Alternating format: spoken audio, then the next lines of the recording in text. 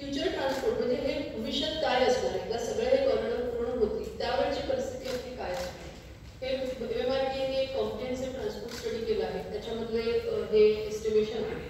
सध्या जर आपण बघितलं तर डेली ट्रिप्स ज्याला आपण म्हणतो, म्हणजे ट्रेनने घेतले असतील, बसने घेतले असतील, किंवा कुठल्या तरी ऑटोने घेतले असतील, टॅक्सीने घेतले असतील, खाजगी कारने घेतले असतील, या सगळ्या मुंबईमध्ये किंवा मुंबई मेट्रोपॉलिटन रिजनमध्ये 1,88,00,000 एवढ्या डेली ट्रिप्स होतात सध्या. आणि त्याचा तुम्ही मॉडेल स्प्रेड बघितला तर त्यापैकी 43% ट्रिप्स ह्या उपनगरीय सेवेत होतात. मेट्रो मोनोचं सध्या 2017च्या आकडेवारीला थोडासा फरक पडला असेल, पण याच्यामध्ये साधारण 2 ते 3% सध्या मेट्रो आणि मोनोरेलवरती आहे. बसमध्ये 20% प्रवासी प्रवास करतात आणि मोटराइज ट्रान्सपोर्ट जो आहे त्याच्यामध्ये जवळजवळ 34% प्रवास करतात. 2031 मध्ये जेव्हा हे काही कॉरिडॉर्स पूर्ण झालेले असतील तेव्हा जर बघितलं तर आपली एकतर ट्रिप्सची संख्या पण वाढते, म्हणजे त्याची क्षमताच वाढते.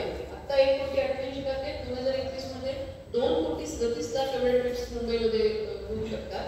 आणि त्यामध्ये सबर्बन रेल्वेचा वाटा हा 43% वरून 29% येईल, तर मेट्रो मोनोचा वाटा हा 2% ते 35% म्हणजे तेवढी ॲडिशनल कपॅसिटी आपण या सगळ्या नेटवर्कनी तयार करतो.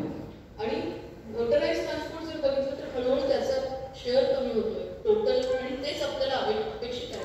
कारण तसं झालं तरच रस्ते डिकन्जेस्ट होतील, कारण रस्ते वाढवायला आपल्याला कुठल्याही रस्त्याचं नेटवर्क वाढवायला स्कोप नाही. त्याच्यात एकच होतं की बस ट्रान्सपोर्टचं शेअर हळूहळू कमी होणार. त्याचं कारण असं आहे की मेट्रोमध्ये सबर्बन रेल्वेपेक्षा वेगळं म्हणजे 2 स्टेशनमधलं अंतर हे खूप कमी असतं, जेमतेम 1 किलोमीटर आहे, काही ठिकाणी तर ते अजून पण कमी आहे. अशा वेळेला एकदा मेट्रो नेटवर्क वाढलं तर तुम्हाला लास्ट माईल कनेक्टिव्हिटीसाठी जी कॉम्प्लिमेंटरी सिस्टीम लागते ती लागत नाही.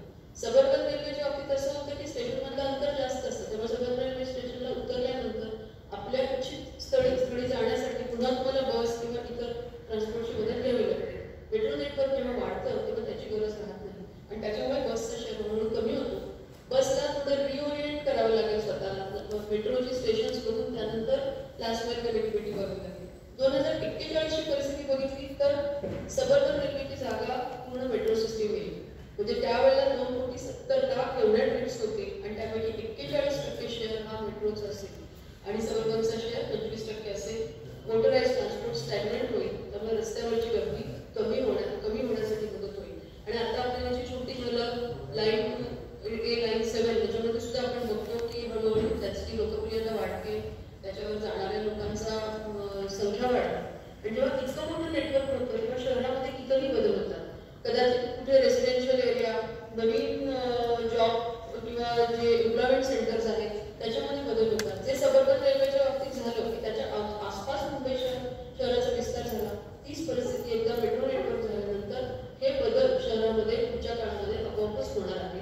आणि हळूहळू ह्या ट्रान्सपोर्ट सिस्टीमला सोयीच्या म्हणजे ती आपल्याला एक बॅकबोन